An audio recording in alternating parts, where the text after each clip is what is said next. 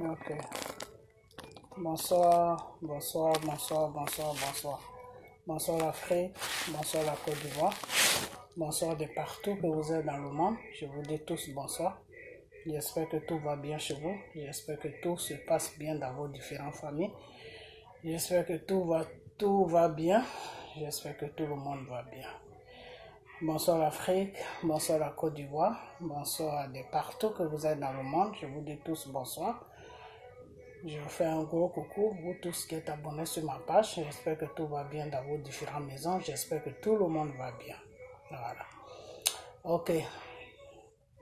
En ce moment, je suis un peu fatigué. Et puis, je fais encore des allergiques avec mon cache-nez de Corona là. J'ai plein de boutons encore qui viennent sur le visage. Donc, vraiment, excusez-moi pour la sale mine que je présente. Voilà, c'est les allergiques. Voilà, c'est les allergiques. Plus je vais dehors pour travailler, plus je mets le cache-nez toute la journée, plus ça me fait ça.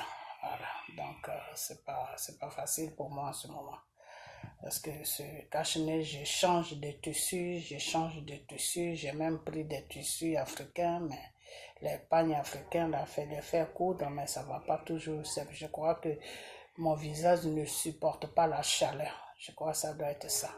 Et comme on peut pas aller à l'hôpital ici en ce moment, aux États-Unis, on peut pas aller à l'hôpital. C'est avec le téléphone que qu'on fait la consultation. Donc, bon. Je sais pas quoi faire. Ok. Donc, ne faites pas attention à mon visage parce que c'est rempli de boutons. C'est des boutons allergiques. Ça va passer, ça vient, ça passe, ça vient, ça part. Ça vient quand je travaille beaucoup. Quand je reste sur le cache-nez toute la journée. Bah, quand je suis à la maison, une semaine, 2 semaines, je ne travaille pas, ça disparaît.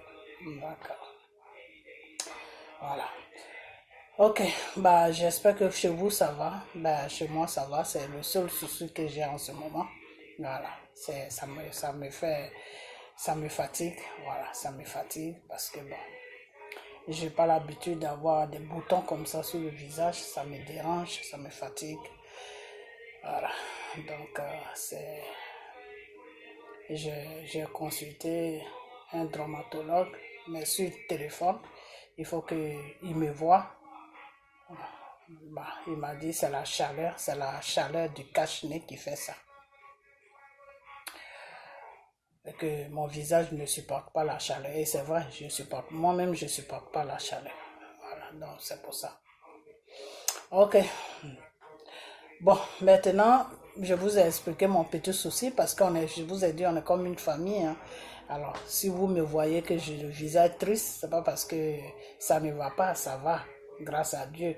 Mais c'est le problème des cache-nez qui me rend un peu triste parce que pour une femme, quand il y a plein de boutons comme ça sur le visage, c'est pas trop joli à voir, quoi. Voilà. Donc, surtout que je fais les vidéos, ça me dérange beaucoup. Voilà. Donc, on va parler un peu de notre beau pays. Voilà. Mais les boutons ne vont pas m'empêcher de parler. Voilà. Même si c'est des attaques, ils sont vaincus dans le nom de Jésus. Ce n'est pas eux qui vont m'empêcher de parler. Même s'il faut mettre un foulard sur mon visage, je vais le faire, mais je vais parler. Ok? Voilà. Donc, comme je disais, on va parler de notre beau pays. Hein? On va parler de notre beau pays, la Côte d'Ivoire. Voilà. Donc, ce Don Giovanni va se dire, mais cette femme, qu'est-ce que je lui ai fait? Et puis elle s'acharne sur moi. Non, monsieur Don Giovanni, je ne m'acharne pas sur toi, mais seulement, tu as fait une vidéo qu'ils m'ont envoyée, je ne sais pas pourquoi ils m'envoient tes vidéos, voilà, qu'ils m'ont envoyé. Alors, ta vidéo que j'ai reçue, tu parlais de tout ce qui s'est passé, des morts qu'il y a eu au nord là-bas, les agressions qui s'est passé soit en disant c'est des djihadistes. Voilà, ça c'est pas des djihadistes d'abord. Hein. Donc, il y a des gens de l'opposition qui applaudissent ça parce que pour eux, c'est Dramane qui est au pouvoir. Donc, tous les Ivoiriens peuvent mourir, ils applaudissent. Ça, je suis d'accord avec toi. Parce que ça ne se fait pas. C'est pas parce qu'on n'aime pas Dramane qu'on va applaudir la mort des Ivoiriens qui se font agresser. Voilà. Ça ne se fait pas. C'est pas humain. Voilà. C'est pas ce que Dieu, la parole de Dieu nous dit. Voilà. Donc, moi, je suis désolé pour tout ce qui se passe. Et ceux qui rigolent de ça, ceux qui applaudissent ça, tout simplement parce qu'ils ont la haine contre Dramane Ouattara, vraiment, je leur demande d'arrêter. Hein, d'arrêter parce que c'est des êtres humains. C'est des êtres humains. Et ils sont en fonction de l'aide. Ils sont en fonction, c'est-à-dire, ils sont en train de travailler. Et puis ils se font tuer comme ça, comme des animaux. Ça fait très très mal au cœur. Donc arrêtez ça. Hein? Arrêtez, ayez au moins un peu de compassion. Voilà. Parce que on est tous venus en visite sur la terre. Ok? Voilà. Donc quand ton prochain tombe, il faut avoir de la compassion. Même si ton prochain, tu l'aimes pas. Mais cette mort que ton prochain a eue va faire que tu seras obligé de l'aimer puis avoir de la compassion. Ok? Voilà. Donc, ceux qui applaudissent, je ne suis pas du tout d'accord avec eux. Et c'est pas humain ce qu'ils font. Ça ne se fait pas. Voilà. Mais là où tu me déranges, où ça me dérange un peu, ta vidéo, c'est que je sais que tu t'en fous, que ça me dérange ou pas. C'est pas ça qui est le but. Même, c'est pas ça qui est le problème. Peut-être que j'ai mal employé je me suis mal exprimé. Ok. Là où ta vidéo ne concorde pas avec ce que tu dis et que je suis d'accord avec, que ce soit l'opposition, que ce soit les soroïstes, que ce soit les GOR, que ce soit PDCI, ils n'ont pas à produire la mort d'un être humain. Même qu'il ne soit pas ivoirien, une mort, c'est une mort. Voilà. Donc, ça ne se fait pas. J'ai jamais vu ça. Avec eux, moi aussi, je vois beaucoup de choses qui me dépassent un peu de fois aussi. Voilà. Donc, on va revenir maintenant, on va partir maintenant au sujet même qui m'amène sur ta vidéo pour raison pour laquelle je parle de ça. C'est ce sujet-là maintenant que je vais attaquer M. Dodjovani. M. Dodjovani, tu as été bien clair pour dire que oui, que maintenant tu défends Dramane Ouattara. Alors, il n'y a pas de problème. Ok? Voilà. Moi, je ne défends personne. Moi, je suis bien avec celui-là qui est bien pour mon pays. Ok? Voilà. Je suis M. Gbagbo, je défends M. Gbagbo. Pourquoi? Parce que M. Gbagbo est bien pour la Côte d'Ivoire. Si toi tu dis le contraire, comme je l'ai dit dans ma vidéo que j'ai faite, que chacun a sa façon de voir. Voilà. Moi, pour moi, M. Gbagbo est bien, sauf que il n'a pas eu n'a pas eu un bon entourage. Des fois, l'entourage peut faire que tu peux dérailler. Je ne sais pas si tu sais ça, M. Dodjovani. Et c'est pour ça que nous, les enfants de Dieu, le Seigneur nous demande toujours que quand tu fréquentes des gens, il faut toujours leur parler de Dieu. Hein? C'est pour ça que le Seigneur même a dit dans sa parole que allez-y dans toutes les nations et annoncez la bonne nouvelle. La bonne nouvelle, c'est quoi? C'est-à-dire parler de Dieu. Parler de la parole de Dieu à tout le monde. Ok? Parce que même quand tu es chrétien, moi, je suis beaucoup dans le Seigneur. Je suis beaucoup investi enfin, je suis dans le Seigneur. Et dans le Seigneur nous dit que quand tu fréquentes des gens, il faut les amener à moi Dieu. Parce que tu ne peux pas dire que tu es une chrétienne et puis tu fréquentes des gens qui ne me connaissent pas, moi Dieu. Donc, moi, je prends mon cas. Quand je suis dans un milieu où personne ne connaît, ou quand je suis dans un milieu où les gens ne connaissent pas Dieu, je les fais toujours comprendre que moi, je suis une chrétienne. Ok? Voilà. Je parle beaucoup de Dieu. Je parle vraiment beaucoup de Dieu pour que ces personnes avec qui je suis sachent que je suis une chrétienne et je leur parle de Dieu et je leur dis la beauté, je leur dis la beauté de Dieu qui n'ont qu'à donner leur vie à Dieu, des trucs comme ça. Ok? Voilà. Donc, le Seigneur que nous prions, que nous prions, nous les chrétiens, c'est pas tous les chrétiens qui voient de la même façon que tout le monde, hein, chacun, c'est le même Dieu qu'on prie, mais malheureusement, il y a beaucoup de façons, il y a beaucoup de catégories de chrétiens, il y a des chrétiens même qui vont à l'église et puis qui a produit le mal, alors que ça c'est défendu dans la parole de Dieu, c'est défendu parce que tu ne peux pas dire que tu vas devant la face de Dieu tous les dimanches et puis quand le mal s'accomplit à côté de toi ou quand tu vois le mal et puis tu as produit, ça ne se fait pas. Devant Dieu, c'est un péché, mais il y en a qui ne savent pas ça, malheureusement. Et ils traînent, comme tu l'as dit, ils traînent de grosses Bibles sur eux, mais ils font le contraire de ce qu'ils traînent sur eux. Donc, quand ça arrive, quand ça va dans ce sens-là, des fois, c'est désolant. Des fois, moi, ça me fait mal au cœur. Ça me fait mal au cœur. Pourquoi? Parce que quand c'est comme ça, ceux qui ne pratiquent pas, ceux qui ne connaissent pas Dieu, ils jugent tout le monde dans le même, ils mettent tout le monde dans le même panier. Ok? C'est comme des fois les gens, quand ils voient Makoso, ils disent oui, un homme de Dieu. Makoso, c'est un homme de Dieu. Makoso, c'est un pasteur. Mais c'est une injure à Dieu. C'est une injure en Dieu parce que Makoso ne prie pas Dieu.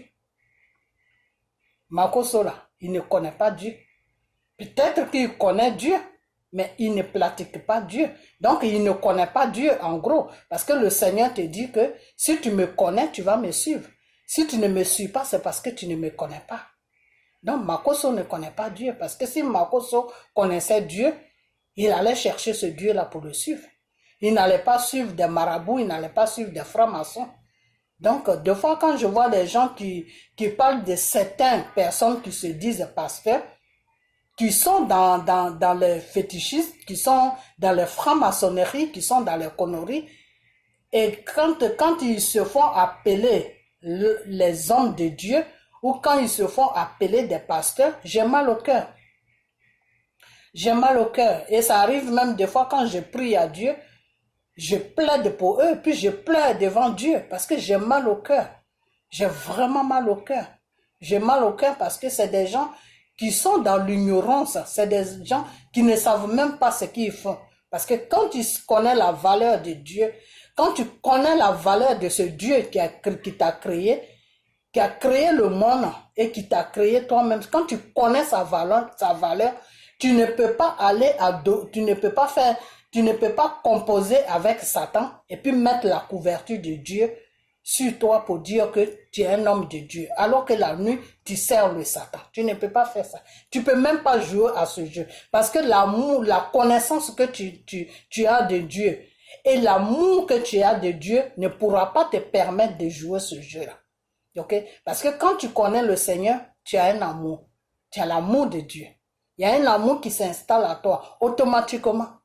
Quand tu connais vraiment qui est le vrai Dieu, qui est Dieu, le Dieu qui t'a créé là, qui a amené Jésus dans ta vie pour que Jésus puisse prendre tous tes péchés sur lui là. Et ces péchés-là l'ont amené sur la croix de Golgotha. Quand tu connais ce Dieu-là, tu ne peux pas jouer à ce jeu.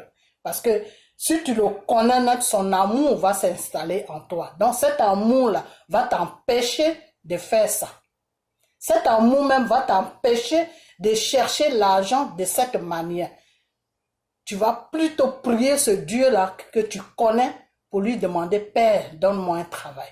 Parce que je dois vivre. Je dois subvenir à mes besoins. Et si Dieu doit te bénir sur le domaine, sur le plan de travail, il va te donner un travail. Et si Dieu ne veut pas te donner un travail, qu'il veut que tu sois à son service, Dieu saura comment il va te bénir. Ok? Dieu a plusieurs façons de bénir. Dieu peut te bénir sur tous les bords. Ok? Des fois, je vois des gens qui disent que non, Dieu ne peut pas te bénir là. Dieu te bénit n'importe où. Dieu même peut prendre les œuvres de Satan pour te bénir. Dieu là, il peut prendre les œuvres de Satan. Dieu peut prendre ce qui appartient à Satan. Toi, son enfant là, pour te bénir. Ok? Donc, ceux qui disent que Ils sont des pasteurs, ils prient Dieu, et puis ils font le contraire de ce que le Seigneur nous demande de faire chaque jour de notre vie. C'est des gens, moi je trouve qu'ils sont perdus, ils sont dans l'ignorance. Ils sont vraiment dans l'ignorance. Et nous qui connaissons le vrai Dieu, c'est nous qui prenons tout sur nous. Pourquoi? Parce que quand on les voit faire ça, on a mal au cœur. On a mal au cœur et quand on va devant le Seigneur pour prier, on pleure pour eux. On pleure pour eux. Pourquoi? Parce que on demande à Dieu de les pardonner. On demande à Dieu de les pardonner parce que s'ils ont ce comportement, c'est parce que eux-mêmes, ils ne savent pas qui est Dieu. Parce que, comme je l'ai dit tout à l'heure, quand tu sais qui est Dieu, tu ne peux pas t'amuser à ce jeu-là. Ok? Voilà. Donc, des fois, les gens disent, oui, ça c'est un pasteur. Non. Quelqu'un qui est un pasteur, quand tu le regardes, tu vas savoir que c'est un pasteur. Voilà. Quand tu regardes un homme de Dieu, que Dieu utilise vraiment, dès que tu le vois, tu vas savoir. Ok? Voilà. Donc, tous ces gens-là, ils se disent que c'est Dieu qui prie, mais comme le Seigneur même l'a dit au dernier jugement, tu ne diras pas que j'ai été trompé. Et c'est pour ça que le Seigneur nous dit d'aller dans toutes les nations pour annoncer la bonne nouvelle. Parce qu'au dernier jugement, il ne faudra pas te mettre devant lui, parce que tu vas être jugé. Toute personne que Dieu nous a amenés sur la terre en visite. Dieu nous a amenés sur la terre en voyage. On est en voyage. Et quand le temps va arriver, Dieu va nous appeler à lui. Et quand Dieu va t'appeler à lui, là, il faudra qu'il te demande des comptes de là où il t'a envoyé. Voilà. Parce que la terre sur laquelle tu vis, c'est pas toi qui l'as créée, c'est Dieu qui l'a créé cette terre. Et quand il a créé cette terre, il a dit, allez-y sur la terre et multipliez-vous et aimez-vous. Et puis, menez une vie normale, mais une vie d'amour. Voilà. Pas que on tue ton prochain puis tu as produit. Non, c'est un péché. Donc ces gens-là doivent se répandre. Mais comme ils connaissent pas tout ça, ils trouvent qu'ils sont dans la logique. Donc, qu'est-ce que tu veux? C'est comme ça. Voilà. Donc, je vais revenir à toi maintenant. Donc, Monsieur Don Giovanni, je vais aller très vite parce que j'ai beaucoup de choses à dire sur cette vidéo. Ce que je suis en train de comprendre, c'est que ton contrat que tu as signé avec Dramane Ouattara, j'ai comme l'impression que tu l'as signé pour M. Gbagbo. Tu l'as signé pour faire des vidéos sur M. Gbagbo. Alors moi, il y a quelque chose qui me dérange. Il y a quelque chose qui me dérange. Pourquoi? Parce que à chaque fois que tu parles de M. Dramane Ouattara, il faut que tu parles aussi de Gbagbo. Comme si tu comparais les deux. Comme si les deux étaient en concurrence.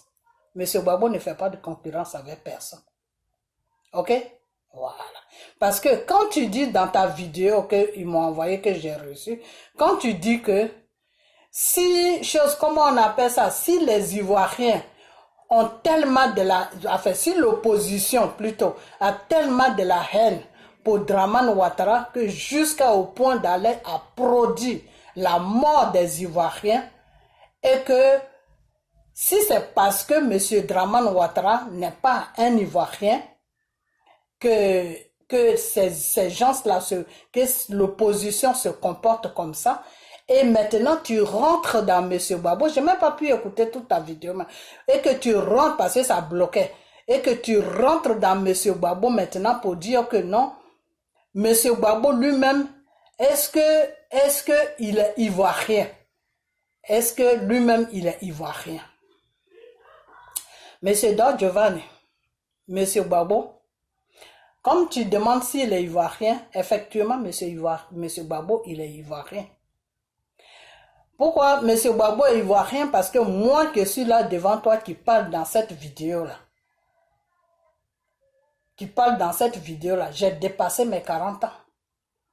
Mais quand j'étais une petite fille, j'avais dans les 4-5 ans, je n'avais même pas encore 10 ans. Jusqu'à 6 ans, jusqu'à 10 ans, j'attendais parler de M. Gbagbo qui faisait une lutte avec M. Félix Houphouët-Boigny. On voyait M. Gbagbo avec son afro. Avant, il avait beaucoup de cheveux.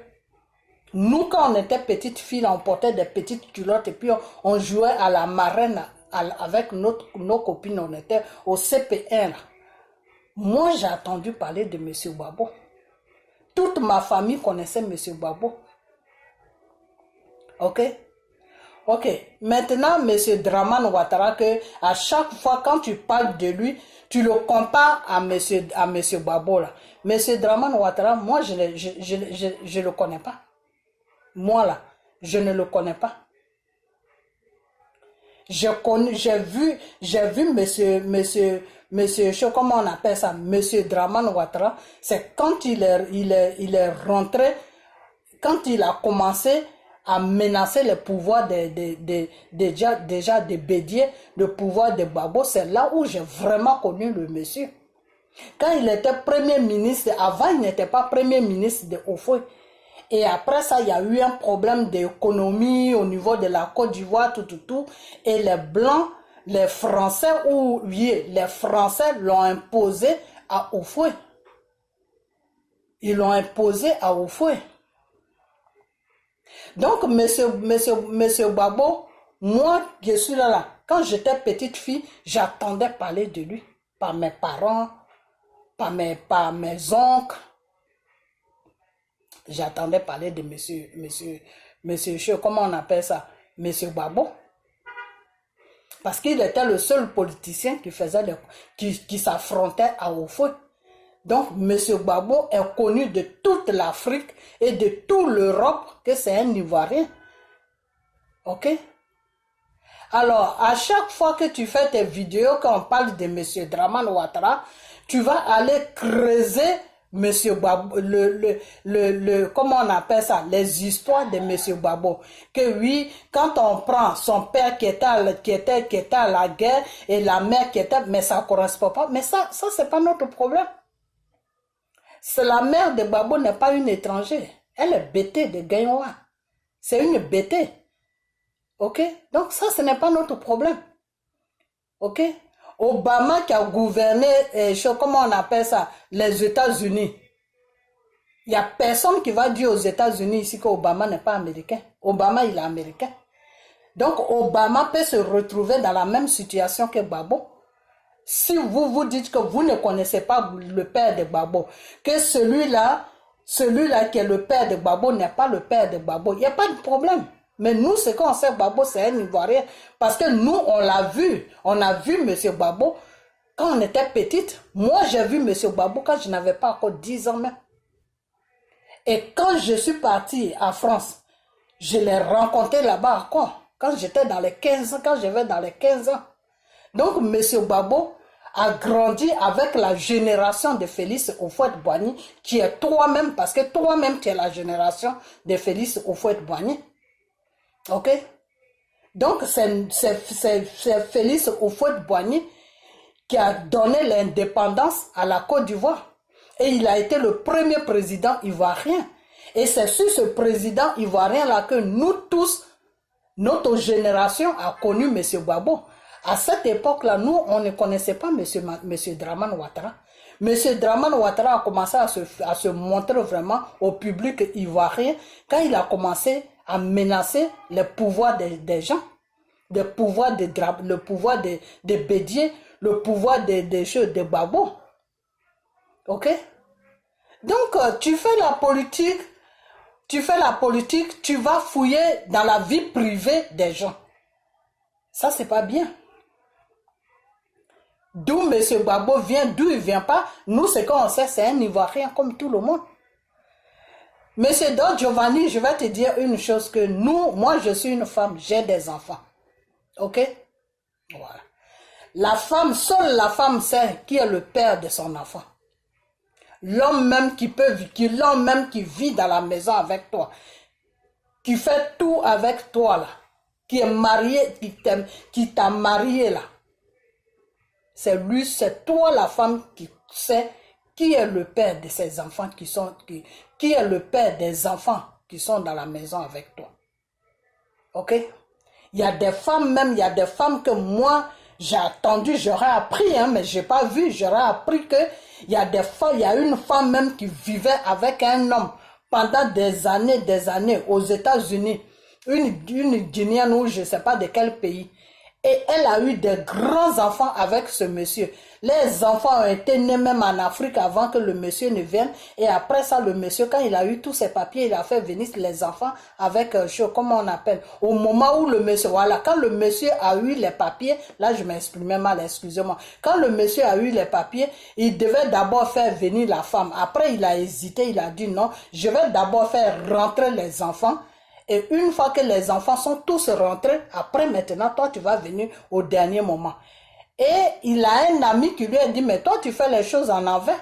C'est la femme qu'il faut faire rentrer d'abord. Et puis, le monsieur a dit non, parce que en Afrique, là-bas, il n'y a personne pour s'occuper des enfants. Si elle, je la fais venir, mes enfants vont être abandonnés à eux-mêmes là-bas. Donc, c'est mieux qu'elle reste là-bas. Et puis, moi, je les fais tous venir ici. Et puis après, elle va venir au dernier moment parce que le plus grand avait, je crois, dans les 25 ans. Donc, comme je crois que le monsieur, c'était un chauffeur de taxi, les gens qui conduisent le taxi à Manhattan, le taxi jeune, c'est ce que le monsieur, il faisait. Parce que celui qui m'a raconté cette histoire est ami avec lui. C'est son ami d'enfance depuis qu'ils étaient en Afrique. C'est lui qui m'a raconté cette histoire. Ok? Donc, quand le monsieur, il a fait venir son premier fils qui avait 25 ans, après ça, il a fait venir il devait faire venir les autres. Et le premier fils d'abord a fait le truc de ADL parce que pour donner le visa, ils avaient besoin d'examiner les enfants pour voir si c'était bon avec le père, si c'était vraiment ses enfants. Ok? Et c'est là où le premier fils a fait, c'est passé. Le deuxième a fait, c'est passé. Et le monsieur, il avait 5 enfants avec la femme. Les deux ont fait, c'est passé. Le troisième, les Américains ont dit non, vos ADL ne correspondent pas. Le monsieur, il a fermé les yeux dessus, il a dit, ok, le quatrième aussi, c'est pareil. Le dernier, pareil. Donc, parmi les 5 enfants là, c'est 2 seulement qui étaient pour lui. Et c'est ces 2 là qui sont venus. Et le reste là, ce n'était pas pour lui. Et c'est comme ça qu'il a abandonné l'enfant, les 3 enfants avec les mères en Afrique. Tellement il était dépassé de la situation. Ça l'a même traumatisé. Ok? Ça l'a même traumatisé. Parce qu'il ne comprenait rien. Pourtant, il était en Afrique quand tous les enfants sont nés. Ok? Donc, c'est pour juste te dire que c'est pas pour rentrer dans la vie privée des gens, chacun a ses problèmes, mais c'est pour juste te dire que la femme que Dieu a créée, Dieu a créé l'homme et après ça, il a créé la femme. C'est la femme seule qui connaît le père de son enfant. Ok? Voilà. Donc, c'est pour te dire que la politique que vous faites là, c'est pas la peine de rentrer dans les histoires de ceci, de cela, de ceci, de cela, parce que c'est pas bien. Parce que M. Gbagbo, tout le monde sait que M. Gbagbo, c'est un Ivoirien. Ok? Sa mère, elle est Ivoirienne. Même si vous dites que son père n'est pas Ivoirien, ça, c'est pas notre problème. Sa mère, là, elle est Ivoirienne. Ok? Voilà. Donc, dans les pays même où tu vis, là, quand l'homme et la femme se séparent, là, la garde de l'enfant, là, on donne ça à la mère. Donc, c'est la mère qui fait l'éducation de l'enfant. Dans les pays où on vit, hein, seront les blancs. Bon, chez nous en Afrique, non, c'est pas bon. C'est l'homme qui doit faire l'éducation de l'enfant. Mais dans les pays où on vit, c'est comme ça que ça se passe. Ok? Des fois, je te vois, tu parles un peu sur le nom de Gbagbo, que oui, M. Gbagbo n'a pas le même nom que ses grandes sœurs. Mais c'est donc, Giovanni, je vais te dire une chose qui va te dépasser. Moi, là où je suis, là, je n'ai pas le même nom avec mes propres frères. On n'a pas le même nom. Pourtant, on est de même père, même mère, mais on n'a pas le même nom. Parce que moi, on m'a donné le nom de mon grand-père. Ok? Moi, je porte le nom de mon grand-père. C'est-à-dire le père comment on appelle, le père de mon père. Et chez nous les Bétés, peut-être chez vous les Dida, je ne sais pas comment ça se passe, mais chez nous les Bétés, on a un problème de nom. Parce que des fois, chez nous, les bêtés, la femme peut faire l'enfant, et puis c'est le frère, on donne le nom des choses, comment on appelle, le nom de l'enfant au frère du père. Alors que c'est pas, l'enfant n'est pas pour le frère. Mais le papa va dire, ah, je vais te donner le nom de mon frère. Ou je vais te donner le nom de mon père. Ou je vais te donner le nom de ma mère. Donc chez nous les bêtés, nos noms sont un peu compliqués. Donc nous, on ne se base pas sur les noms. Ok? On ne se base même pas sur le nom. Moi, j'ai mes grands frères. Mon grand frère que je dis qui est dans PDCI là. Lui et moi là, on n'a pas le même nom. On n'a pas le même nom. Pourtant, on est de même père, même mère, mais on n'a pas le même nom. Lui, il porte le nom de mon père et moi, je porte le nom de mon grand-père. Ok? Donc, on n'a pas le même nom. Donc, tu peux pas te baser sur le problème de nom au niveau de l'Ouest. Chez nous, les bêtés, je dis pas à l'Ouest, hein. À l'Ouest, je sais pas comment ça se passe là-bas, mais chez nous, les bêtés, là, c'est comme ça, souvent, ça se fait. Souvent, tu peux faire un enfant, au lieu que le père, il porte le nom du père, il va, par exemple, porter le nom du grand-père ou le nom du frère du père, des trucs comme ça. Ok? Ou soit peut-être que son âge a un problème avec l'école, donc ils vont pour changer. Parce que avant, en Côte d'Ivoire, je me rappelle bien que Oufoué avait donné cette autorisation que oui, à cause des gens qui vont à l'école, et comme en Afrique les gens ne vont pas tôt à l'école, c'est pas comme dans les pays développés, parce que nous, nos enfants qu'on a eu ici, l'enfant à l'âge de 2 ans déjà, tu l'inscris à l'école, il peut partir au jardin. Tu vois, à l'âge de 3 ans, moi mes enfants ils ont commencé entre 3 ans, ils étaient déjà à l'école. Et je les déposais le matin, et puis c'est le soir que je partais les prendre. Ok? Donc, nos pays, avec ces pays où on vit, c'est pas le même système. Ok? En Afrique, comme ça, tu peux voir un enfant qui est né, c'est jusqu'à l'âge de 6 ans ou peut-être 10 ans qu'il va commencer à aller au CP1. Ok? Ça dépend de la situation de ses parents. Soit si les parents n'ont pas les moyens pour le mettre à l'école, c'est l'oncle qui va quitter quelque part qui a les moyens, qui va le mettre à l'école, et ils vont voir que l'âge est trop arrivé, l'âge est beaucoup avancé, donc il faut diminuer l'âge, et si ça fait trop de tralala, peut-être il faut prendre le nom de l'oncle pour lui donner ça, il faut prendre le nom du grand-père pour lui donner ça. Donc en Afrique, c'est un peu compliqué. Ok? C'est un peu compliqué. C'est maintenant que le système, ça va. Les enfants qui sont nés autant de choses, des bédiers jusqu'à des babos, là, ceux-là, leurs noms sont normaux. Mais les enfants qui sont nés autant de Oufoué, là, ils ont eu tous ces problèmes. Ok? Et tu vas pas me dire que Babo est né autant de Oufoué. Babo est né quand la Côte d'Ivoire n'était même pas indépendante. Hein? C'est là où Babo est né.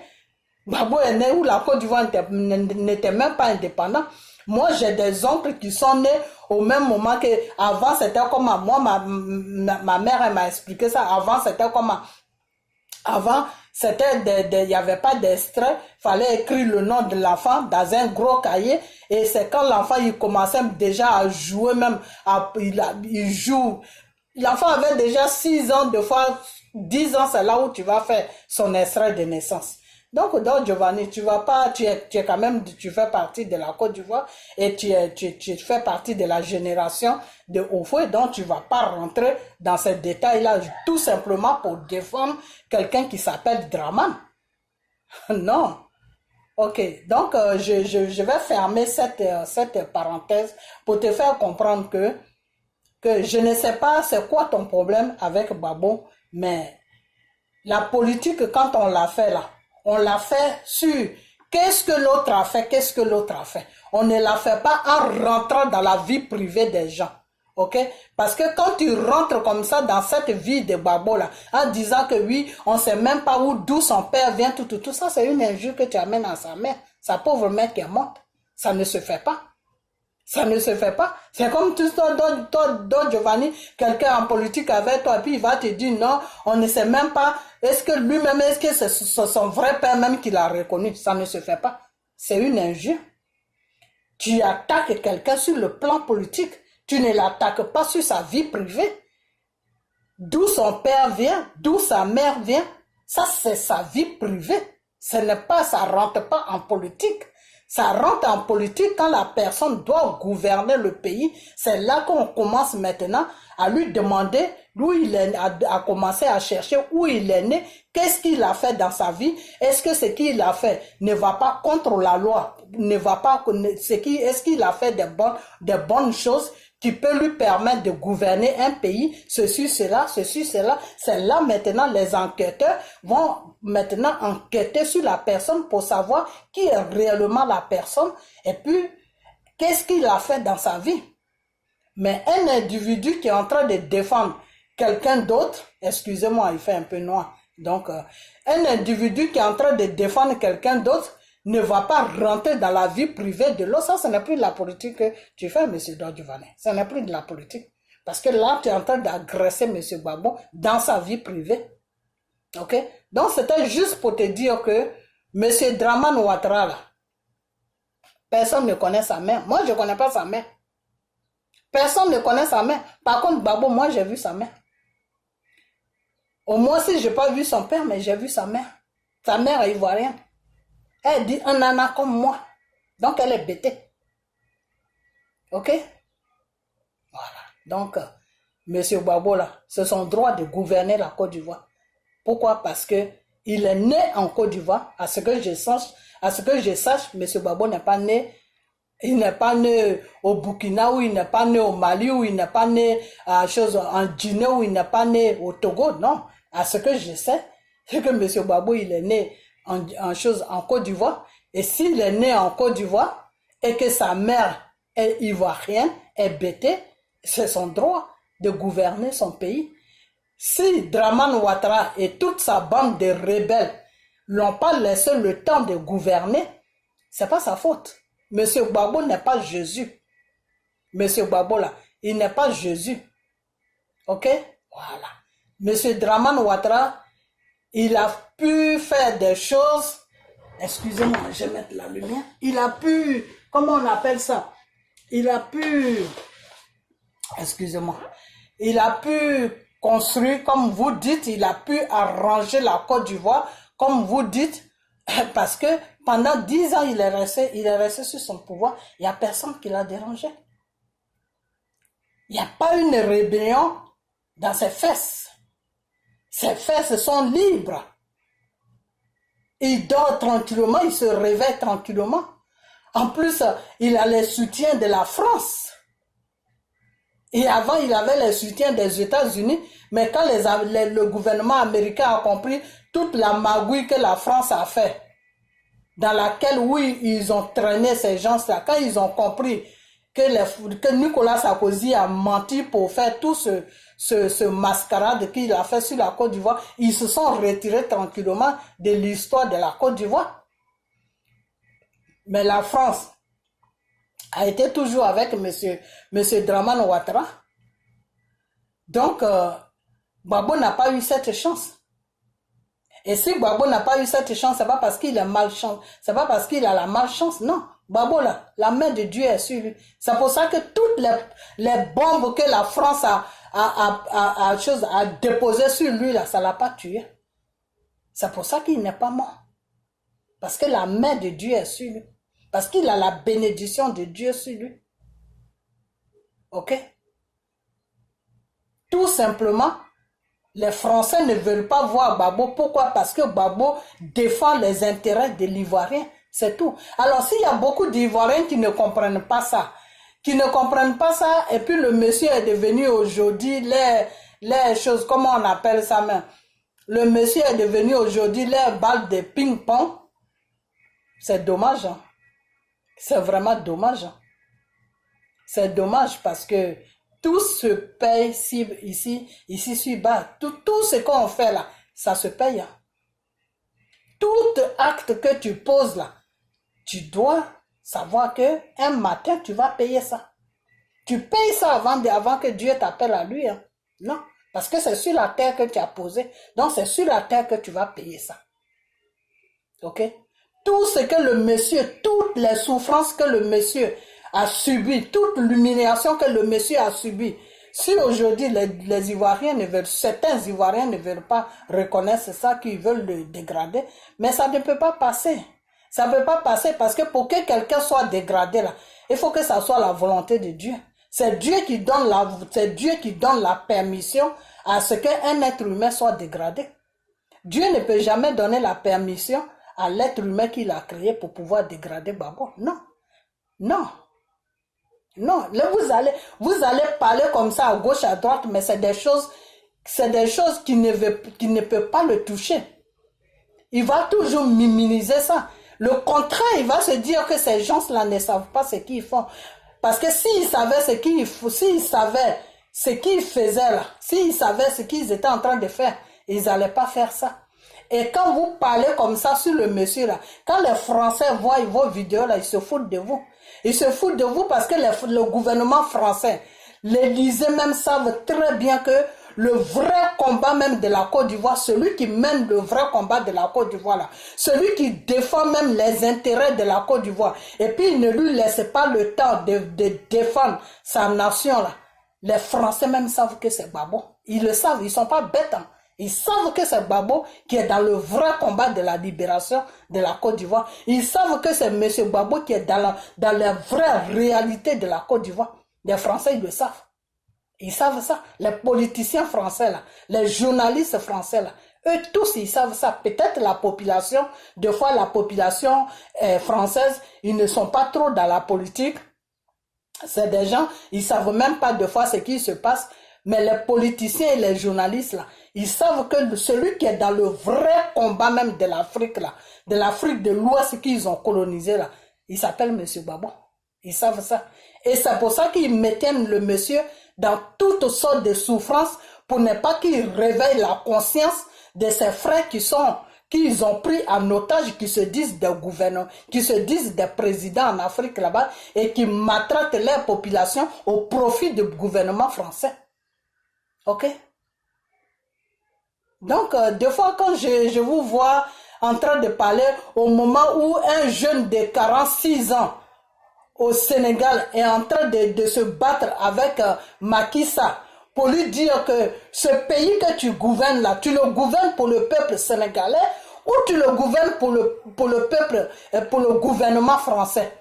Au moment où un jeune de 46 ans est en train il a foutu toute sa vie en l'air, son travail et tout. Il a dit non, je vais me battre pour mon peuple. Il est en train de prendre un exemple sur Babo là. C'est là que vous venez vous asseoir devant vos caméras pour dire, oh Babo même, est-ce que son père même il voit rien? Oh Babo même, ce que Dramane a fait, est-ce que Babo peut faire ça? Non, Babo peut pas faire ce que Dramane a fait. Pourquoi Babo peut pas faire ce que Dramane a fait? Parce que Dramane là, il est sur une mission de la France, du gouvernement français. Dramane n'est pas là pour gouverner la Côte d'Ivoire. Dramane est sur une mission du gouvernement français. Mais le gouvernement français, eux, tu sais comment ils opèrent. Ils opèrent, c'est-à-dire, le gouvernement français, en même temps, ils te font croire que ils sont bien avec toi, en même temps, ils te chicotent derrière. Et c'est ce qu'ils veulent faire aux Ivoiriens. Et ils ont compris que les Ivoiriens ont compris leur jeu. Donc maintenant, ce qu'ils ont demandé à Dramane maintenant n'est qu'à mettre balle à terre avec les Ivoiriens pour que les missions passent. Parce que les Ivoiriens sont debout. Et le gouvernement français, quand les Ivoiriens sont debout là, eux, ça les arrange pas. Parce que eux, ils veulent détruire un pays, ils veulent piller, ils veulent opprimer un peuple qui est dans l'ignorance. C'est-à-dire un peuple qui s'en fout de ce qu'ils font. Eux, tout ce qui les intéresse, Dieu n'est qu'à leur donner la journée, Dieu n'est qu'à leur donner la nuit, c'est tout, basta. Ce que le président fait, ce que le président fait pas, c'est pas leur problème. La France aimerait bien voir la Côte d'Ivoire au temps de Houphouët, parce que au temps de Houphouët, ils connaissaient, eux ils opprimaient Houphouët, mais comme Houphouët aussi connaissait beaucoup les secrets du gouvernement français, ça a fait que l'opprimation qu'ils amenaient sur Houphouët, ça partait pas sur la population ivoirienne. Donc à cette époque-là, nos parents qui étaient vraiment âgés, qui avaient dans les 25 ans, 30 ans, 40 ans, ils pensaient vraiment que la Côte d'Ivoire était paisible, que la Côte d'Ivoire était bien. Mais c'est maintenant, même moi-même avant, dans le temps, je pensais que la Côte d'Ivoire était bien, mais c'est maintenant que j'ai compris que le pauvre monsieur qui s'appelle Félix Houphouët-Boigny était opprimé par le gouvernement français. Mais comme je l'ai dit, comme Houphouët aussi avait l'air secret, donc l'opprimation, le peuple ne voyait pas l'opprimation. Parce que quand l'opprimation devait dépasser un certain niveau, Houphouët tapait sur la table pour dire non, attention. Là, vous êtes en train de déborder. Vous pouvez prendre, mais prenez d'une manière que moi aussi, ma population puisse manger. Voilà comment ces gens-là marchaient avec Houphouët. Parce que Houphouët les tenait. Eux, ils tenaient Houphouët, Houphouët les tenait. Ok? Donc, Draman Ouattara, c'est normal des fois parce que vous qui le défendez, des fois vous dites, oui, il a fait ça, il a construit ici, il a arrangé ici, il a fait ceci, il a fait cela. Ben oui, c'est normal qu'il fasse tout ça. C'est normal parce que il n'y a personne qui le dérange. La population ne le dérange pas. C'est Soro qui commence à le déranger là. Sinon, à part Soro là, il n'y a personne qui le dérange. À part Soro, il n'y a personne qui le dérange. À part Soro là, il n'y a personne qui le dérange. Et c'est justement pour ça que maintenant, il a accepté que les gens de ces pays viennent faire une enquête pour que Soro soit entraîné dans cette enquête. Parce qu'il a vu que Soro le dérangeait. Ce n'est pas lui qui a donné l'ordre à la CPI de mener des enquêtes. Parce que le problème qui va poursuivre Soro là, il y a longtemps que ce problème-là était déjà à la CPI. Mais c'est lui qui a donné l'ordre de commencer. C'est lui qui a donné l'ordre à la CPI de commencer. Parce que c'est sur son gouvernement. Donc, si la CPI doit mener une enquête sur un Ivoirien, c'est Draman Ouattara qui donne toujours l'autorisation pour dire que oui, maintenant vous pouvez commencer. Donc, c'est lui qui a donné l'autorisation à la CPI. Et c'est pour ça que la CPI a commencé. S'il ne donnait pas l'autorisation à la CPI n'allait pas commencer.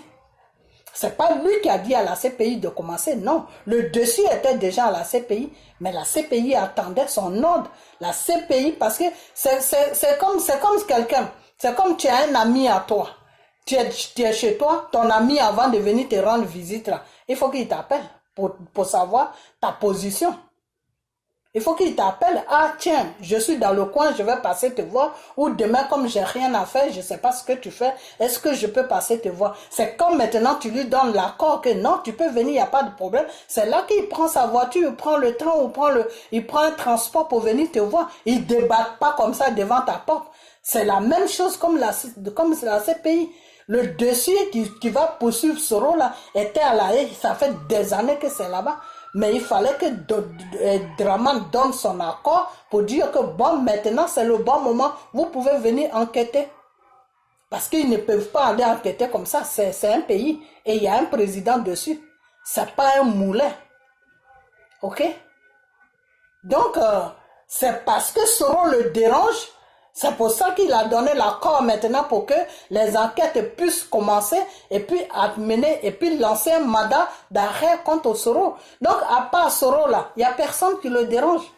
Donc, si tu es quelque part, quand on ne te dérange pas, ben tu es à l'aise, ben tu vas faire ce que tu peux, tu vas faire ce que tu as envie de faire.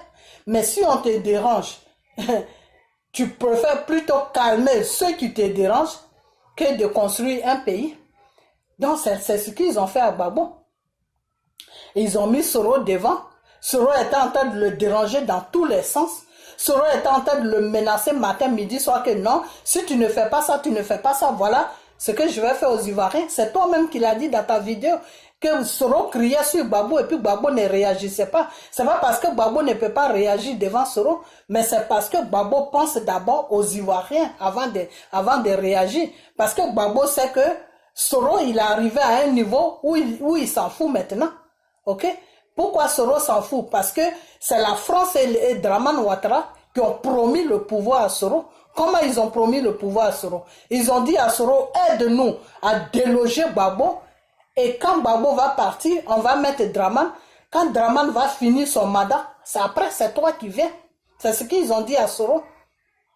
Donc Soro était dans un système où il ne se contrôlait plus. Parce que pour lui, Draman doit venir gouverner. Pour que lui aussi il vienne. Ok? Donc Soro ne laissait plus le temps à Gbagbo. Donc, Gbagbo savait tout ça. Donc, il fallait qu'il aille doucement avec Soro.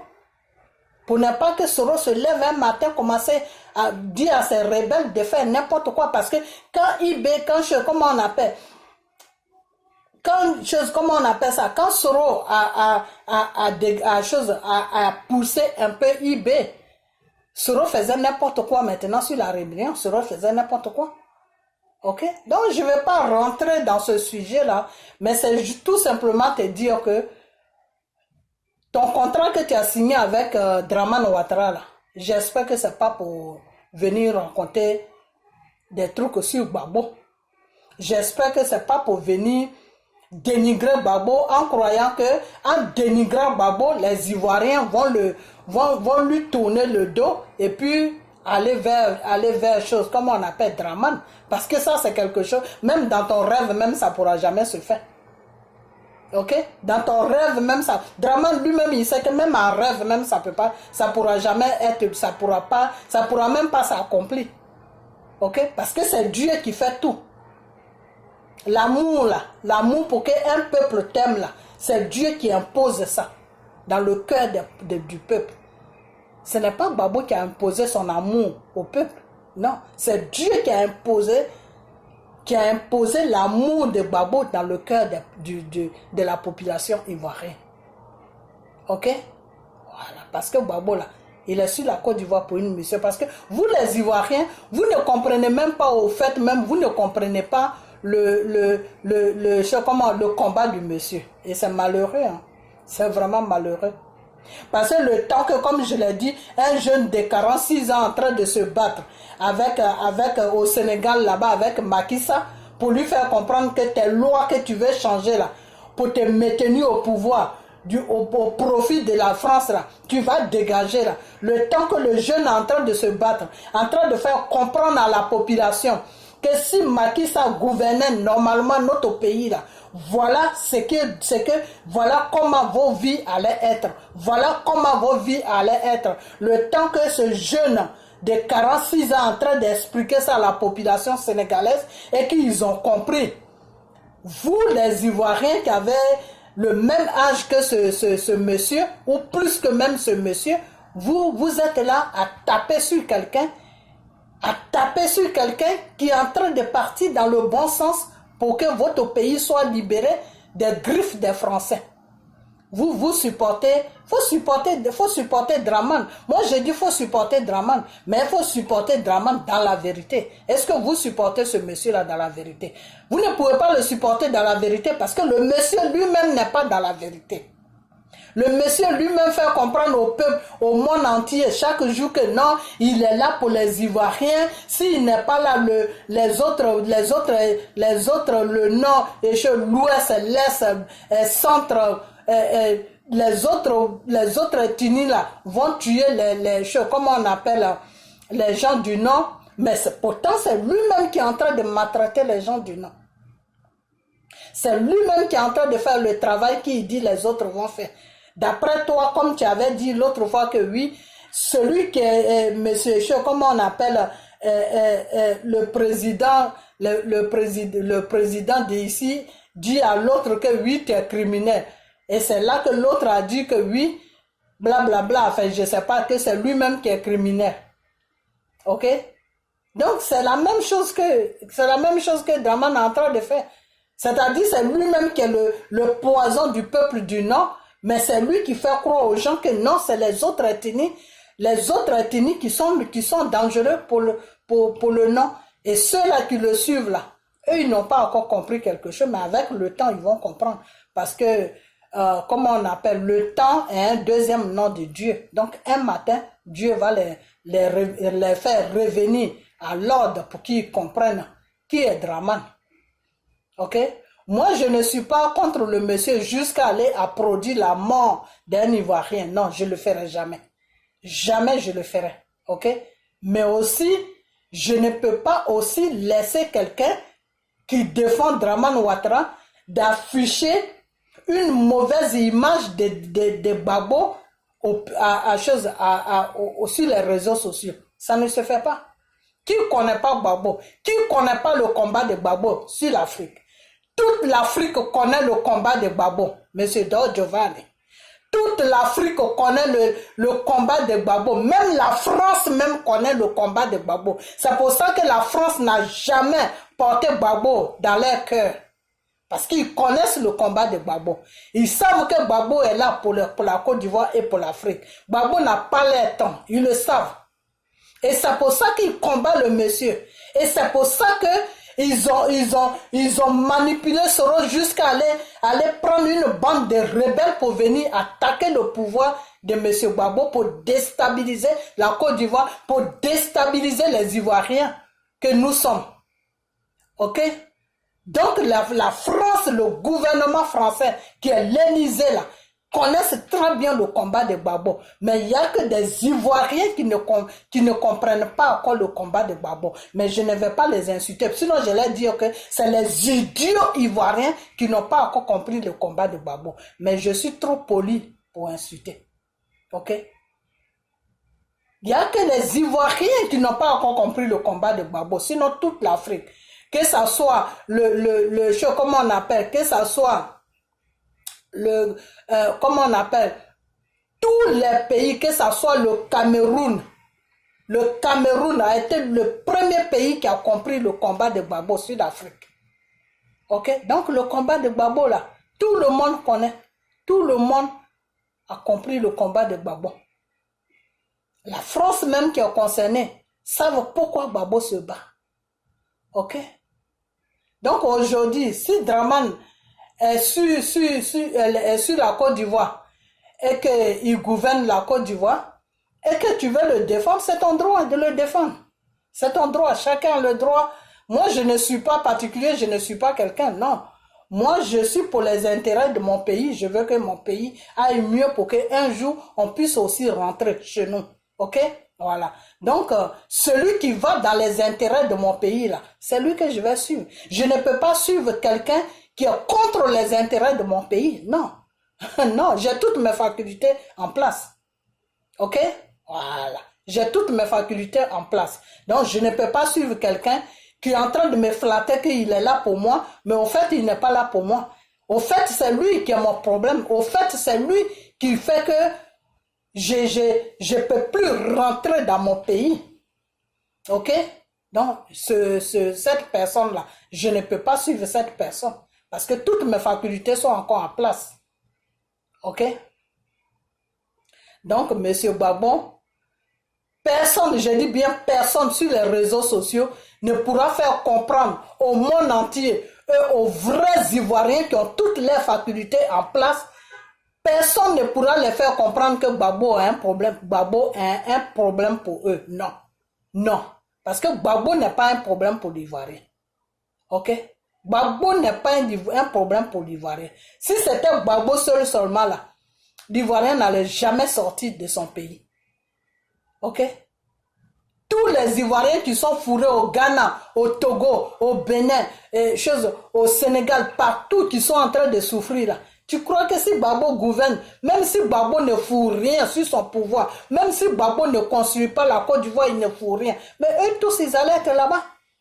Tous les Ivoiriens allaient être en chose, comment on appelle, en Côte d'Ivoire. Peut-être si quelqu'un voulait sortir, il allait venir soit dans un pays comme le Canada, les États-Unis, l'Angleterre, ces gens de grands pays, mais pas d'aller dans un pays d'Afrique pour aller chercher quoi là-bas. Pour aller chercher quoi là-bas. Si tu vois aujourd'hui que les Ivoiriens sont dispersés partout là, dans les pays africains, c'est parce que ça ne va pas en Côte d'Ivoire. Ok? Donc, je vais fermer cette parenthèse, mais c'est pour te dire que des fois, quand je t'entends parler comme ça, je me dis, mais waouh, waouh. C'est-à-dire, tu veux tellement défendre bien le monsieur, tu veux tellement présenter que oui, le monsieur, il va bientôt, il est vieux, tout. Non, qu'il soit vieux, qu'il soit jeune. C'est le principe. Nous, on regarde le principe. Est-ce que de la façon qu'il gouverne ce pays-là, est-ce que c'est normal de la façon qu'il gouverne le pays? Moi, c'est ça que je regarde. Hein. Ok? Moi, je m'en fous de d'où il vient. S'il se dit qu'il est ivoirien, c'est qu'il est ivoirien.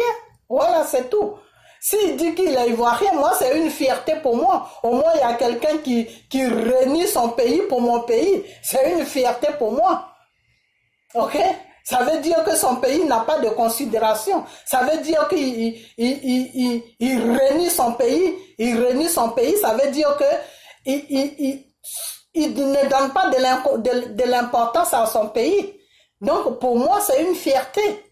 Que quelqu'un renie son pays pour moi, pour mon pays, ben je vais me dire, ah ben j'ai un beau pays, alors que Dieu merci. Je rends gloire à Dieu. OK? Donc moi je m'en fous qu'il soit ceci, qu'il soit de là, qu'il soit de là. Moi c'est pas ça qui est mon problème. Mais c'est dans quel sens qu'il amène notre pays. C'est ça moi qui est mon problème. Et comme les Ivoiriens n'ont pas encore compris, les Ivoiriens ne sont pas prêts à comprendre vraiment ce qui se passe, eh ben c'est pour ça qu'on est dans ça. OK?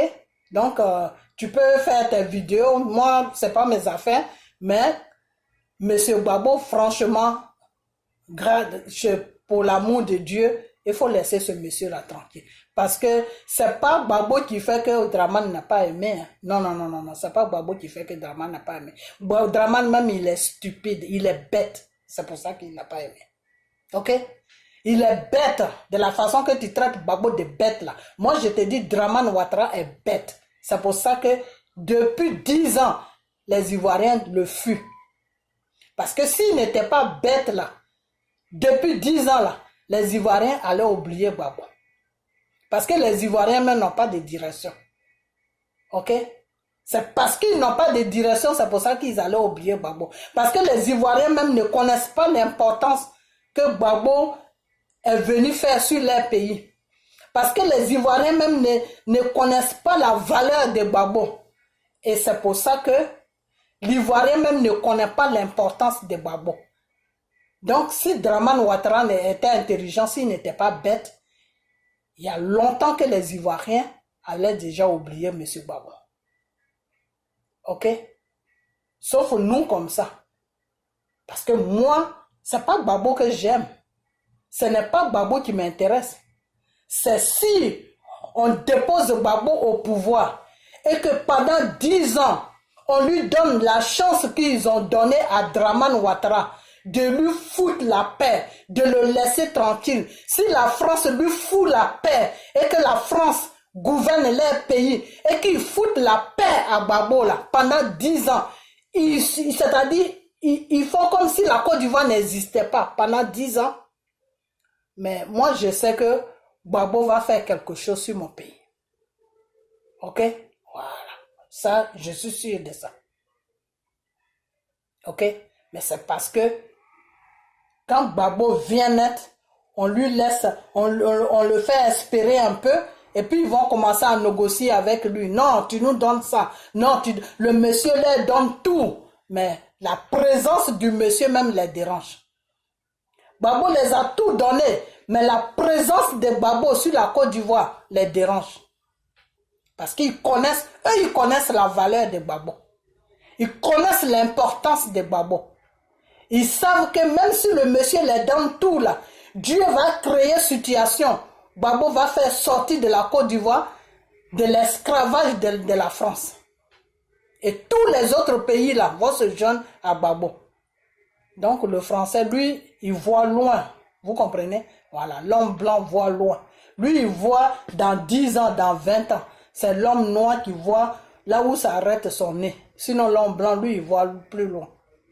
OK? Tu es là en train de parler avec lui. Mais ce qu'il lui il va faire dans 10 ans, là, lui, il voit déjà le programme. Mais toi, tu vois le programme de ce que tu es en train de faire là. Mais même ce qui va venir demain, là, tu ne peux pas voir. L'homme blanc, c'est-à-dire l'homme blanc réfléchit tellement qu'il veut dépasser Dieu. Parce que c'est Dieu qui connaît le lendemain de quelqu'un. C'est Dieu qui connaît demain. C'est Dieu qui connaît dans une semaine. C'est Dieu qui connaît dans 2 semaines. Mais l'homme blanc ne réfléchit pas comme ça. L'homme blanc ne va pas dans le temps. Dans le temps de Dieu. L'homme blanc, lui, il veut partir dans son temps lui-même. Donc, ce qu'il va faire dans 5 ans, là, lui, il connaît ça déjà. OK? Voilà. Donc, Monsieur Gbagbo, c'est parce que les gens, le gouvernement français ne lui laisse pas le temps C'est pour ça que vous pensez que le monsieur ne vaut rien, il ne vaut pas. Monsieur Gbagbo a eu 2 problèmes sur son pouvoir. Les Français ne lui ont pas laissé le temps. Et puis le peuple qu'il a mis autour de lui, là, tous ceux qu'il a mis autour de lui, là, n'ont pas la même vision. Ils n'avaient pas la même vision que lui. Je vais vous dire une chose que, quand quelqu'un a une vision, là, si il ouvre une compagnie ou une société, ou bien il ouvre un commerce, et qu'il met quelqu'un dans son commerce qui n'a pas la même vision que lui, là, son commerce va tomber. Ça va tomber. Ok? Voilà, ça va tomber. Il faut qu'il trouve toujours quelqu'un qui a la même vision que lui. Voilà. Si Dieu a tout fait qu'il est tombé sur quelqu'un qui a la même vision que lui, au bout de 2 ans, 3 ans, tu vas attendre qu'il a ouvert un autre commerce quelque part. Ok? C'est pour ça que généralement, les Juifs travaillent en famille. Parce que quand ils sont en famille, là, ils ont la même vision. C'est pour ça que les Juifs tiennent ce monde-là financièrement. Parce que eux, ils travaillent en famille. Le père va avoir un immeuble, c'est son enfant ou sa fille qui va mettre pour diriger cet immeuble. Et en mettant son fils ou sa fille, il va lui dire, si je tombe, toi aussi tu tombes. Donc, comme elle ne veut pas tomber, eh ben, elle va faire comme son père. Ok? Voilà. Donc, il faut avoir la même vision. Et tous les gens que Gbagbo a mis autour de lui, ils n'avaient pas la même vision que Gbagbo. C'est pour ça que Gbagbo n'a rien fait. Et si la France le laissait tranquille et qu'il mettait des gens autour de lui qu'il pouvait contrôler et qui avaient la même vision que lui, ça pouvait aller. Okay? Mais les gens qu'il a mis autour de lui, non seulement ils n'avaient pas la même vision que lui, mais non seulement il ne les contrôlait pas. Pourquoi? Parce qu'il les a tellement donné de liberté que la liberté qu'il les a donnée ne le permettait plus de les contrôler. C'est la même chose avec Soro. Il a tellement donné trop de liberté à Soro que cette liberté qu'il a donnée à Soro, lui, Gbagbo, cette liberté l'empêchait maintenant de contrôler Soro. Ok? Donc c'est comme ça que ça se passe. Sinon, c'est pas parce que c'est un vaurien. Alors, comme je disais tout à l'heure que si Dramane Ouattara n'était pas bête là, aujourd'hui là, il avait tous les Ivoiriens dans sa poche. Et c'est sur ça que je vais terminer. Mais c'est parce qu'il est bête.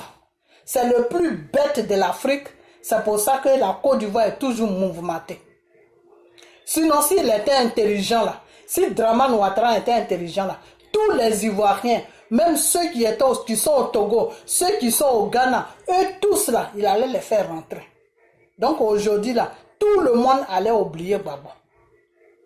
Mais c'est parce qu'il n'a rien dans la tête. C'est pour ça que et ça fait 10 ans qu'il est au pouvoir. C'est comme si ça faisait hier qu'il est au pouvoir. Plus il est là, plus les gens sont en train de sortir. Plus les gens sont en train de se battre pour récupérer leur pays. Plus les gens même le détestent. Plus les gens même ne veulent même pas le voir. Les gens ne veulent même pas le voir au point que les gens même préfèrent supporter Soro même que de le supporter. Tu as vu? Quand Dieu n'est pas avec toi, là, c'est comme ça que ça se passe. Quand Dieu n'est pas avec toi, Dieu ne peut jamais toucher le peuple pour que le peuple t'aime. Même si tu veux prendre tout l'or du monde, il faut verser ça sur le pays. Donne chaque jour, donne la nourriture gratuite à la population. Il faut leur dire de rester dans leur maison. Il faut t'occuper de eux. Chaque mois, il faut les payer sans qu'ils travaillent. Mais ils ne vont jamais t'aimer. Pourquoi? Parce que l'amour, là, c'est Dieu qui touche l'être humain pour que l'être humain puisse t'aimer. C'est pour ça que le pouvoir, là, ce n'est pas n'importe qui prend ça. Quand le pouvoir, Dieu ne te l'a pas donné, pour prendre le pouvoir, là, tu ne pourras jamais être en paix. Tu vas être en paix, il n'y a personne qui va te déranger. Mais tout ce que tu vas faire là, l'être humain que Dieu a créé là, ne peut pas voir la considération de ce que tu fais. Toi, tu vas voir que tu construis la Côte d'Ivoire. Il y a les lumières partout. Mais l'Ivoirien, lui, s'en fout de ça. L'Ivoirien s'en fout de ça. L'Ivoirien préfère son Gbagbo qui ne fait rien. L'Ivoirien préfère son Bédié qui ne fait rien. Pour aggraver même la situation, même l'Ivoirien même préfère Soro même qui a tué. C'est comme ça que Dieu travaille. Ok? Pourquoi ça se passe comme ça? Parce que Dramane Ouattara n'a rien dans la tête. Ok? Voilà. Comme tu dis, Gbagbo n'a rien dans la tête. Moi, je vais te dire que Dramane n'a rien. Et quand je t'ai dit que Dramane n'a rien dans la tête, j'ai décortiqué pourquoi il n'a rien dans la tête. Ok? Parce que pour quelqu'un qui est intelligent, 10 ans tu es resté au pouvoir, 10 ans tu as gouverné un pays, mais si tu es intelligent là, la première des choses, c'est d'appeler tous les Ivoiriens dans les pays. Tous les appeler, c'est-à-dire faire de sorte que ces gens-là aient confiance à toi. Une fois qu'ils ont confiance à toi, tu peux maintenant composer avec eux. De temps en temps, tu peux faire des meetings, tu peux parler, leur dire non, ce qui s'est passé avant, oublier, blablabla. Mais M. Dramane Ouattara, quand il fait des discours à la nation, les seuls discours qu'il fait, c'est des discours de haine. C'est les discours de haine qu'il amène à la population ivoirienne. Et nous, quand on entend ces discours, nous, ça nous fait peur. On se dit vraiment que ce monsieur-là n'a rien à faire au devant de notre pays. Si on veut vraiment récupérer notre pays, ce monsieur-là doit dégager. Parce que tous ces discours qu'il fait, le commencement de son discours, c'est quoi? N'oubliez jamais d'où vous venez. N'oubliez pas qu'on vient de loin. N'oubliez pas d'où vous venez. Ça, c'est quel discours ça? Un chef d'État qui fait discours à une nation comme ça, tu gouvernes au moins 63 ethnies dans un pays. Et tu prends un seul ethnie et puis tu parles avec eux. Et puis les 62 ethnies là, ils font quoi? Ils restent là abandonnés à eux-mêmes. Donc le monsieur, il est bête. Ok? Voilà la preuve que Dramane est bête. Parce que quand tu es un président là, tu es un président pour l'Ouest, tu es un président pour l'Est, tu es un président pour le Centre, tu es un président pour le Nord, tu es un président de tous les coins de la Côte d'Ivoire. Ok? Donc, toutes ces personnes-là, quand tu fais un discours, ton discours doit toucher tout le monde pour dire que non, ce qui s'est passé là, on doit laisser ça derrière nous. Ça fait mal, mais on doit laisser ça derrière nous pour que notre pays puisse aller de l'avant. Pour que nous-mêmes, on puisse aller de l'avant. Tout ce qui s'est passé, quand on prie Dieu, à ce que Dieu nous aide à oublier tout ce qui s'est passé. Avec le temps, il y a beaucoup de choses qui ne vont pas, mais avec le temps, Dieu va nous aider, ou bien je vais faire tout mon effort pour que tout aille bien. Je suis votre président.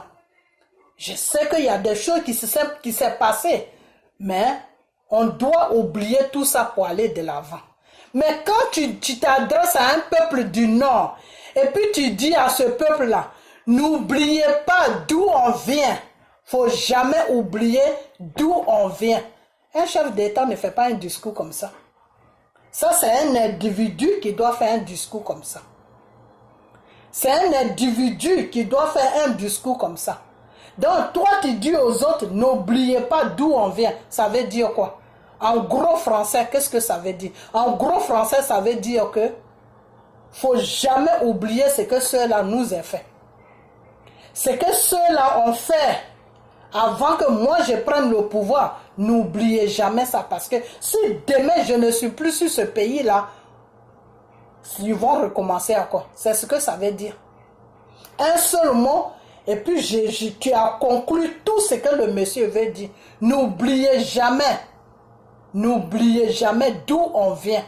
C'est ce que ça veut dire. Alors, est-ce que quelqu'un qui se dit chef d'État, quelqu'un qui se dit qu'il est intelligent, qu'il a travaillé dans les grandes banques internationales ou je ne sais quoi là, c'est un discours comme ça qu'il doit faire? Un discours de haine?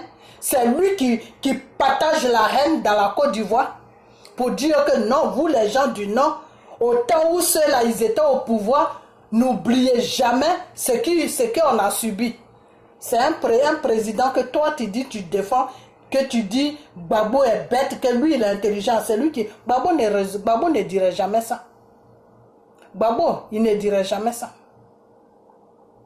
Ok? Gbagbo dit que oui, le problème de Draman lui pose problème. Pourquoi? Parce que Draman, avant qu'il soit président, tout ce qu'il a fait ça au nom de Burkina. Il a fait ça sur la nationalité burkinabé. Tout ce qu'il a fait là, c'est la pièce d'identité burkinabé qu'il a présentée. Quand il travaillait à la chose, comment on appelle, dans sa banque là, c'était sur le nom burkinabé. Ok? Tout ce qu'il a fait, toutes les maisons qu'il a achetées, c'est avec la pièce d'identité burkinabé.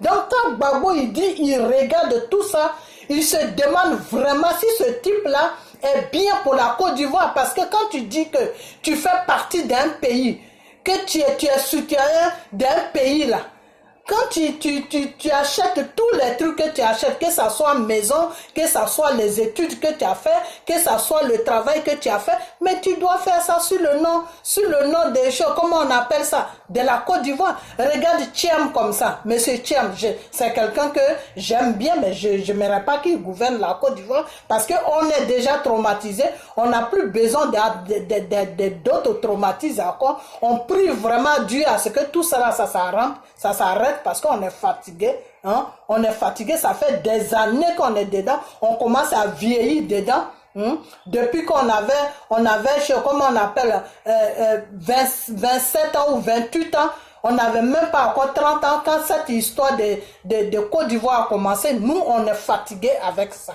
Donc, on veut que ça s'arrête. C'est pour ça que des fois, je tape sur M. Thiam. Mais quand tu regardes M. Thiam, quand les journalistes internationaux interrogent M. Thiam, ils ont toujours dit M. Thiam, l'ivoirien franco. L'ivoirien franco. C'est-à-dire tous les parcours que M. Thiam il a fait là, c'est la pièce d'identité ivoirienne. Et maintenant, comme il a eu la nationalité, c'est avec cette nationalité qu'on l'appelle. Quand on te dit ivoirien franco, ça veut dire que ton pays, là où tu viens, et puis tu as eu la nationalité là, c'est Côte d'Ivoire. On n'a jamais, personnellement, moi, je ne sais pas si quelqu'un a entendu ça, que quelqu'un me mette des commentaires, mais moi, en ce qui me concerne, je n'ai jamais vu que M.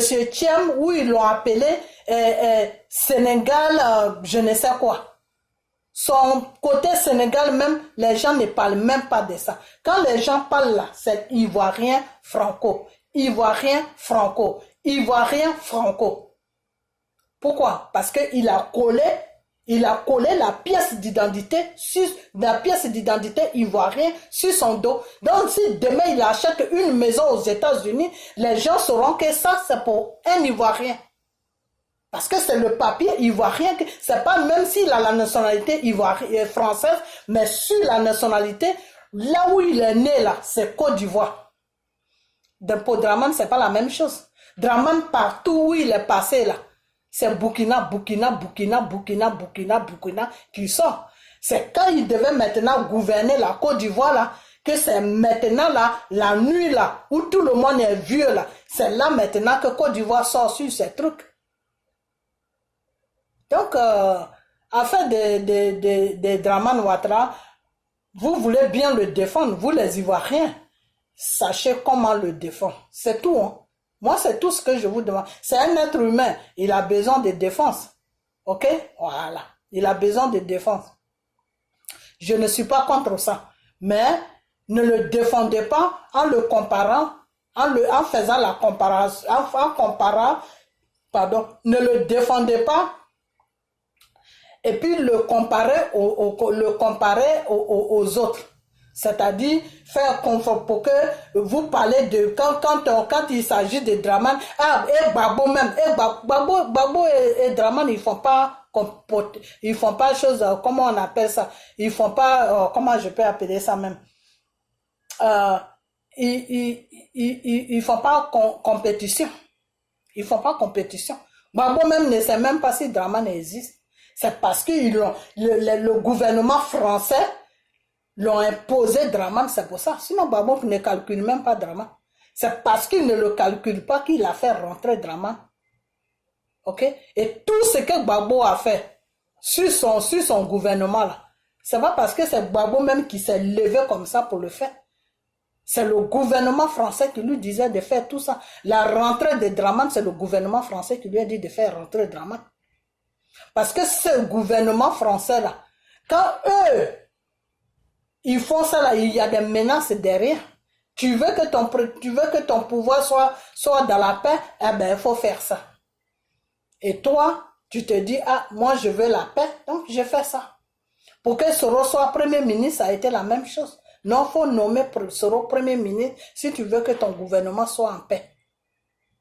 Tu veux le désarmement, par exemple, Gbagbo, lui, il voulait que les rebelles déposent les armes, tout ça, les rebelles sortent dans les villages où ils étaient en train de traumatiser les gens. Alors, tu veux que nous, les Français, avec l'ONU, on puisse s'occuper de tout ça, eh bien, il faut nommer tous les rebelles dans ton gouvernement. Quand le Nord va voir que tous les gens du Nord sont dans ton gouvernement, eh bien, il y aura la paix. C'est sur ces conditions-là que Gbagbo a fait tout ça. Ok? Donc, arrêtez de taper sur le pauvre monsieur matin, midi, soir. Ok? Voilà. Parce que le Dieu que nous prions là, c'est un Dieu de justice. Tu peux condamner quelqu'un dans le mensonge, mais un matin, la justice de Dieu va s'accomplir. Ok? Et puis la condamnation que tu as amenée sur lui dans le mensonge, lui, Dieu, il va déposer la vérité. Donc, ça ne sera plus ton mensonge qui va le condamner. La vérité de Dieu va le libérer. Ok? Donc, je vais m'arrêter là. Je vais m'arrêter là, mais depuis le début, je t'avais dit, tu critiques Gbagbo, faut le critiquer sur le plan politique. Voilà. Mais faut pas le critiquer sur le plan de sa vie privée. Qu'il est un père, qu'il n'est pas un père, ça c'est son business. C'est pas ton business, c'est pas le business aussi des dramas. Ok? Voilà. Si Gbagbo est bête, moi je crois que Gbagbo n'est pas bête. Gbagbo n'est pas bête. Parce que si Gbagbo était à la place des dramas, Gbagbo n'allait jamais tenir ce genre de discours. Ok? Voilà. Donc, c'est tout ce que je vais à dire. C'est tout ce que je vais à dire. Je voulais parler un peu de Soro, mais il fallait que je décortique tout ça parce que moi, sincèrement, c'est pas une agression que je te fais, non, loin de là. Mais je vais te dire une chose que à chaque fois que tu sens que tu agresses Gbagbo, eh ben, je viendrai pour faire une vidéo. Pour te dire que non, faut arrêter de l'agresser. Il faut arrêter de l'agresser. Ok? Tu as signé ton contrat avec Draman de défendre Draman.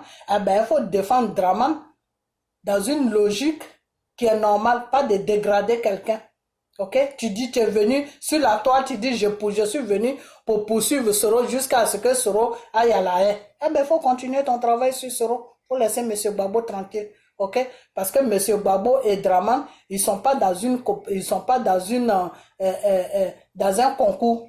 Voilà. Chacun a ses problèmes. Ok? Draman, lui, il est là pour servir tous les grands pays sur notre pays. Gbagbo, lui, il se bat pour que l'Ivoirien soit servi. Donc, ils n'ont pas la même vision de combat. Ok? Voilà. Les deux personnes n'ont pas la même vision de combat. Comment tu peux les comparer ensemble? Tu parles du jour et de la nuit. Ok? Voilà. Donc, la prochaine vidéo, on va parler des pasteurs qui sont sur la Côte d'Ivoire parce que ces pasteurs-là, c'est eux qui sont en train d'empoisonner la Côte d'Ivoire. Ils sont en train d'empoisonner la Côte d'Ivoire, c'est-à-dire Makosso a créé un système de francs-maçons pasteurs sur la Côte d'Ivoire qui sont en train d'empoisonner le peuple ivoirien. La prochaine fois, on va parler de ça. Ok? Voilà. Donc, je vais m'arrêter là. Et puis, on a bientôt. Et puis, partagez la vidéo, partagez-la. Et puis, excusez-moi encore avec mes choses, mon cache-nez là qui me donne des allergies. Partagez la vidéo, partagez-la. Et puis, on a bientôt. Ok? Bye bye.